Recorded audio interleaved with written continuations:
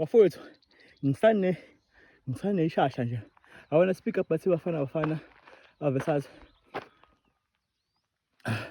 eCameroon. Things I saw egamini ngisazikhumbula manje ngoze ngixola. Starting from pressure coach. For me, I think it wasn't bad on the paper, but mangabe uthi game, it wasn't bad. Basically, we had 5 defenders, 6-7 go Opas nomkwena. So I'm like, I'm so winning.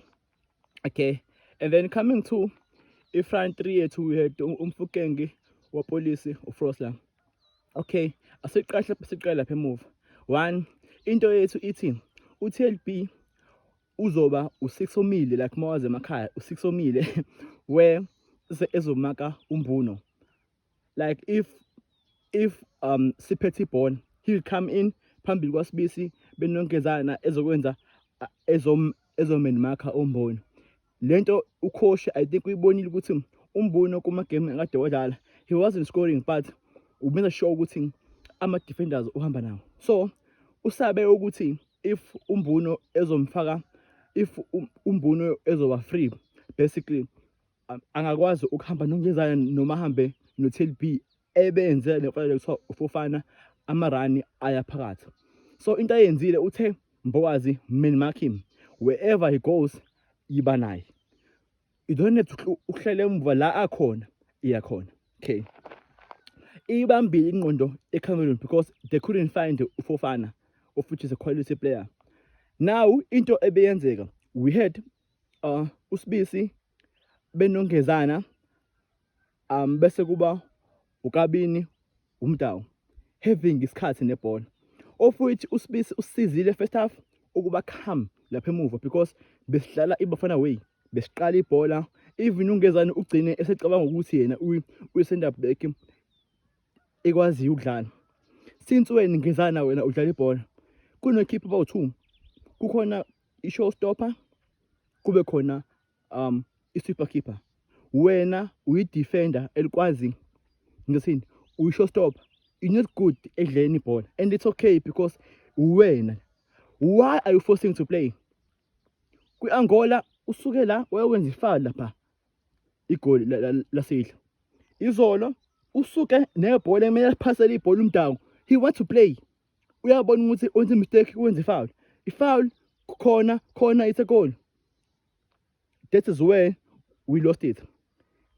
Within 15 minutes igame iqalile kumele kube u2-0. Mfukeng, there's a goal. Kabini, there's a goal boy. Now into abeyenza ke uTLB uma ngabe defender, he'll come in ezo cover uKabini on the left. Now I'm saying coach, bengimele sibe noModiba because siyamazi une challenge ekudefending but uyasilekelela ukuthatha in swing adlale kuma pocket, uyasilekelela ukwenzeni ama cross. Now I'm saying okay, if soba noTLB ozolekelela uKabini, why not put in uModiba asilele uModiba so that uTLB izomcover. kuModiba I'm sure lela bhola bekhona. Okay, coming to le system yes ibisiza ukuthi if uTLB eza number 6 definitely sure umkwena beno Opas bazo pressure high. That means the best number 8 about 2 singenayo number 10, while the pressure high uLyle will come in as a number 10 while Umfukeng beno apolice benza run behind, of which is 7 zelini because umkwena beno Opas be pressure high 75 kubibona bese kuba Umfukeng wapolice bese kuba uLyle sibe na 5 phambili 5 emuva. Iteam yethu lapho is balanced. La mathuba bengafanyiswa yeke singamblame omkhulu but la mathuba bengafanyiswa yeke. Umehluko wethu neCameroon uwazi, iCameroon ibiqeda amathuba atholile bakoreni. It's like amathuba batholile bawu2 ama set piece bakora. Now iproblem yami ngokuba nama defender amaningi is irresponsibility. You find that mina I prefer ukuthi sibe number 4 and 5, whereas number 4 will be market striker, number 5 will play as a sweeper. But it's going to be tricky now because kunabona bathena asebethanda kuba ingozi kuma pocket. That is when you need a holding midfielder ukumaka lezi ndawo. Ne? So now going forward ke manje going forward we had to rely on uLyle. Ofuthi uLyle uyadisappointa kakhulu because now kwi-Angola azange afunde ukuthi off the ball, like if I'm a defender eclearisha ibhola, for sure they'll press high so that if team number izoba compete. Now uLyle stays there. We had the ball, uLyle keeper fethu even ingane encane knows ukuthi if ibhola ni defend corner, wonke umuntu uyaphusha high ukuze ibhola uma libuye babe offside. Come on mfethu, kwi-Angola yenzakalile, izolo yenzakalile, even nathi si-attacker you always coming from behind uzodlala so that bese kuba khona i-offside. Come on Lyle, khona even ibhola enze khona i-run emnandi but kwabi goal because he was offside. Come on mfethu, you playing England, siyakudinga as Bafana, and I hope ukuthi he will learn from this because siyamdinga. I hope ukuthi uHugo Broos ufundile ukuthi abadlali abakhulu are meant for big games. Bengibukela eMorocco, uHakim was injured. Even izolo uHakim wasn't pressing like ubengacompete kuma-Jules because uyazi ukuthi ulimele. But they played him, wenze assist. Uzwane was supposed to be ebenchini for ama-knockouts. Keep him in the squad, make him hungry, make him like a Jimini, see him a Jimini, mfethu unfit Zwane could make a difference. Angifuni umqhathanisa nabanye abadlali, but we could have left Umkwana not because he is a bad player, but baningi abadlali abafana naye and bring in umshishi mfethu. No matter uhleli ebhenchini, that guy would have helped us.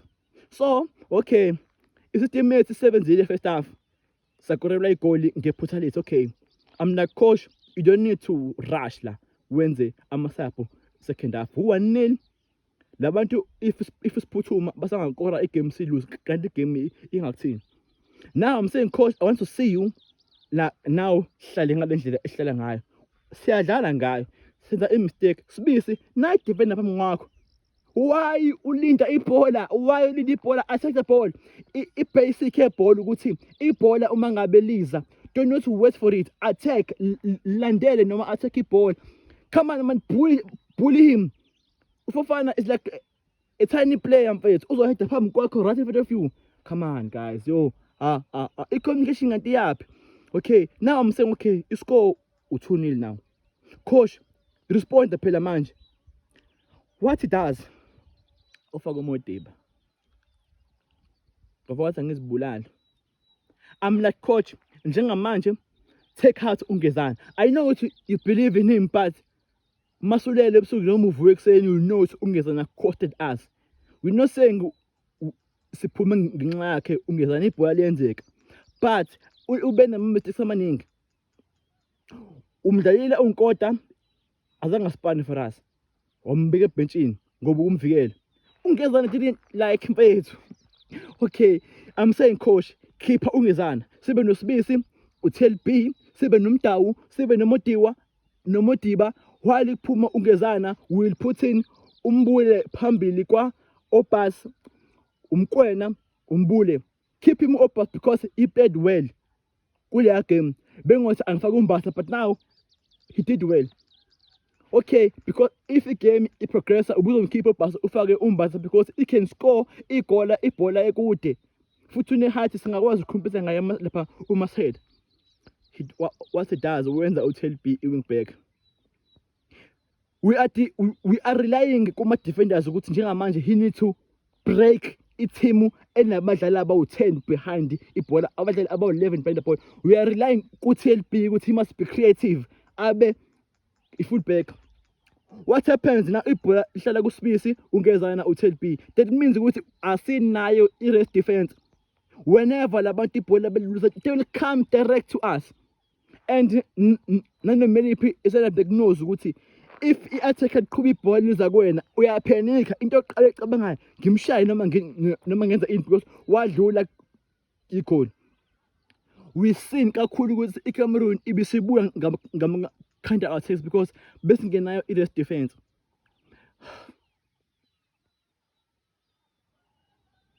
guys, ukudliwa kwi-tournament kulungile, but asikwazi ukudliwa tactical bafowethu.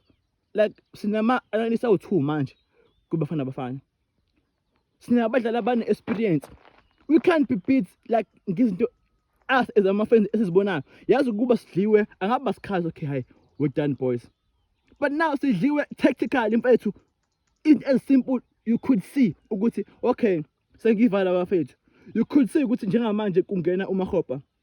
What he does, uLyle uza as a number 9, whereas ezolinda second ball. Wenza uMakgopa abemva kwakhe. Now uMakgopa must freak for a keeper.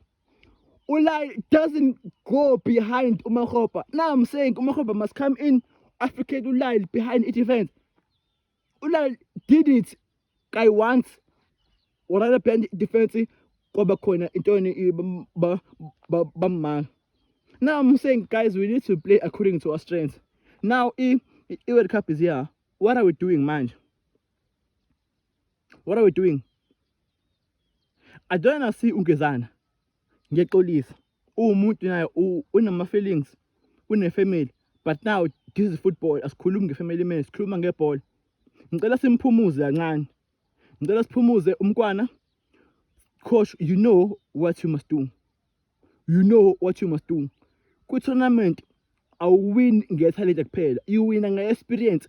Udinga basically izazi besibuka lemakhaya. I-tournament iwinwe izazi, abantu abayizazi, abantu who knows when and how. Abantu abaziyo ukuthi egamini ekanjeya e-compact udinga ithuba eli-1 and then you need to finish. Ngithi ngiqhubeke ne-run yami.